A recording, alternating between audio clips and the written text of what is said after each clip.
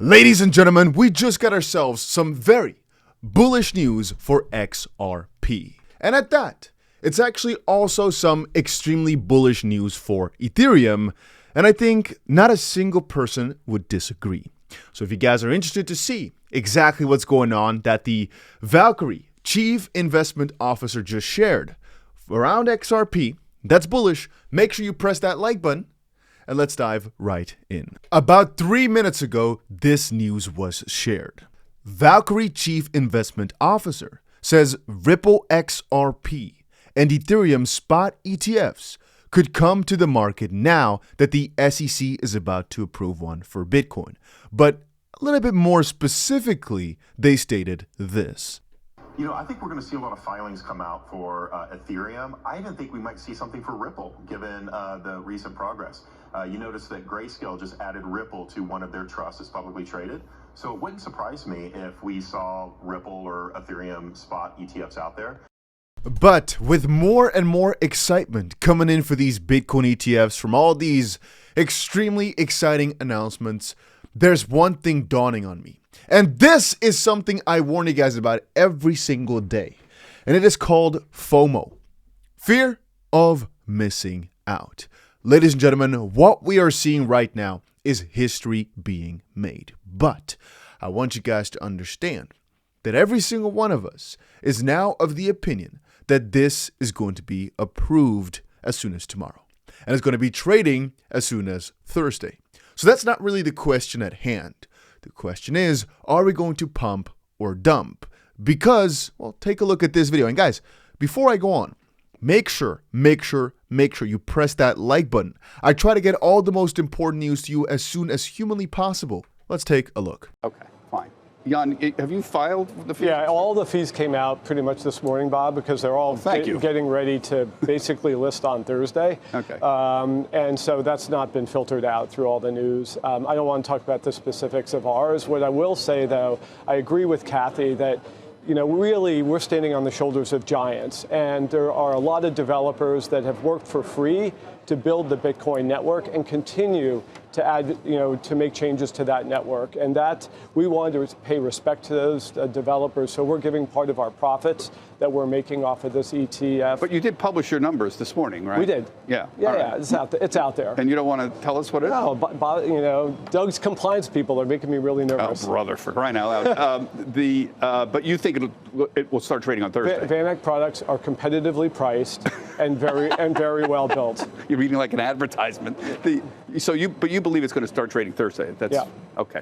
Okay. Fine. And I will say as well, I don't blame him for being afraid of the compliance people. As we all know, guys like Gary Gensler are on top of his ass to find a reason to deny or to find a reason of whatever. Market manipulation, you pick it. I'm not saying that people within government or SEC are any better. I'm just saying they'll figure out a way to screw you over if you know, mess up ever so slightly. Anyway, having said that, this has come out, like these type of announcements over the past couple of days, yet the crypto market is not seeing these enormous type of pumps. I said before, I do expect still a pump and dump on the Bitcoin spot ETF decision. However, I will make it clear that the pump potential is getting less and less. Mostly because I think of all the excitement with regards to this event. I still think it will pump, but I think it's going to go for a pretty quick correction afterwards. It just seems more and more likely now, as again, the confirmation of a Bitcoin spot ETF is almost as certain as we can have it, and everybody is just going for that buy the rumor, sell the news type of narrative. Then again, perhaps the probability of denials or extensions are still so high that there's still more potential left. And as you guys know from kind of what this video is all based about, for XRP, at the end of the day, this is all extremely bullish because what's happening right now is the Bitcoin spot ETF is going to get approved, right? We all know that there's only 1, 2, 3, maybe options of cryptos that can easily come after. The best one being XRP because it's been cleared through the courts, and the second best being Ethereum because, well, ETHgate, we can talk about that a different day, but just Ethereum went through some process which kind of put them outside the regulatory bodies, it's an interesting story. But realistically speaking, XRP is next on the chopping block. Grayscale just got it back on, and all this news with regards to XRP ETPs is also going trending over the last, I'd say, couple of days, which, well, you know, adds to the XRP excitement story. What? Echo chambers? It's funny. Because I'm not exactly sure, and the reason I say echo chambers is because I'm not really sure what is new exactly with regards to these ETPs. Perhaps there's a new listing of the ETPs somewhere or something along those lines. I'm not exactly sure.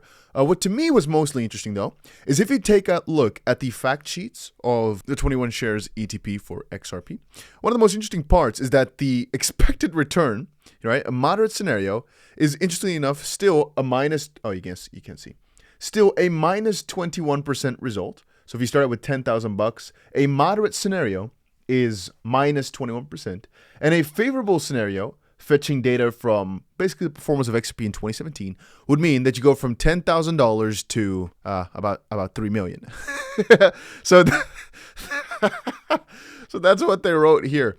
All right. I'm not laughing because it's ridiculous. I'm just saying it's kind of funny. Stress scenario, minus 100%. Unfavorable, minus 85%. Moderate scenario, so like minus 21%, and a favorable scenario, plus 30,000%. So all of a sudden, you lose everything, or you go to $3 million, which, to be honest, is also my philosophy when it comes to crypto. Either I go broke or go, I guess, continue to go big. And that, interestingly enough, in their investment thesis, one of the risk factors is regulatory uncertainty, but obviously, that one is now also taken off over the last couple of months, so that's pretty juicy. But it could literally be so that this only started trading on January 8th. I'm not sure if this just means that these are, you know, updated only yesterday, as right now is January 9th, or if this means it started yesterday. I'm not quite sure, nor do I really care. Some people are pointing out as if this is the biggest deal. No. Once the ETFs come in, that's a pretty big deal. But I'd say it's, you know, nice. It is pretty cool. And the reason I'm saying that it doesn't seem logical for this to be new is because there's also a number somewhere. Let me check where it was. That shows, here we go. It shows the percentage return since inception. And if we take a look at the yearly performance, for example, I'm not sure if they're just talking about XRP or about their fund. The reason I think it's their fund is because of the way they've written things, but honestly, not sure. And here it says again, inception date, April 1st, 2019, but perhaps something did change in these years. I'm just not sure. $50 million assets under management. Anyway, here it says as well, it's just trading on the Swiss and German exchanges, not a US stock exchange, even on Fidelity. And perhaps it just means there's another exchange traded product that's now new or cool and up and coming. But I don't know, nor do I honestly really care. Because we're talking about pennies on the freaking dollar now, right? We're talking about some details now on really big things. Anyway, I've already stated it before, but I also think that this right here is correct. Charles Gasparino from Fox said, breaking top security lawyers who deal with the SEC believe Gary Gensler's recent crypto warnings, he did 2 in the last 24 hours, are a prelude to the imminent spot Bitcoin ETF approval and should be taken as a warning because that's what the SEC does.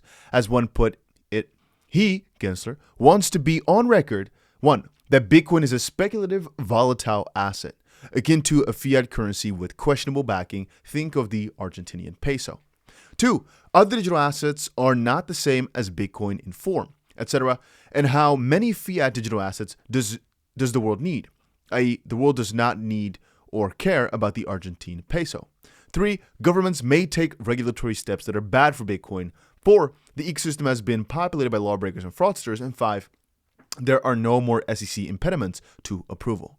The SEC is a disclosure-based and process-based regulator. Risks are now known and trading processes are adequate, but you are warned, risks are super high and processes outside US cannot be policed. Anyway, I can sit here for hours talking about potential scenarios, about potential things.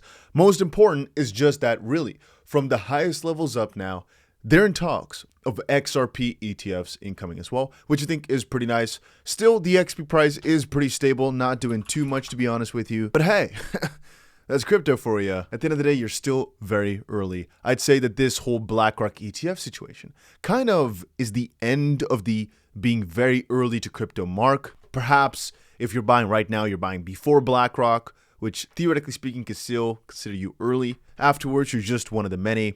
And it's kind of like the cutoff date, huh? That's kind of what it feels like. And similarly with altcoins, that's going to probably be a date in the near future where I would consider you not that early anymore for altcoins, even though still most altcoins in the top will do some crazy 20x or so return over the next few years or so, I still believe, because coins like XRP, for example, are still down 85% from their all-time high.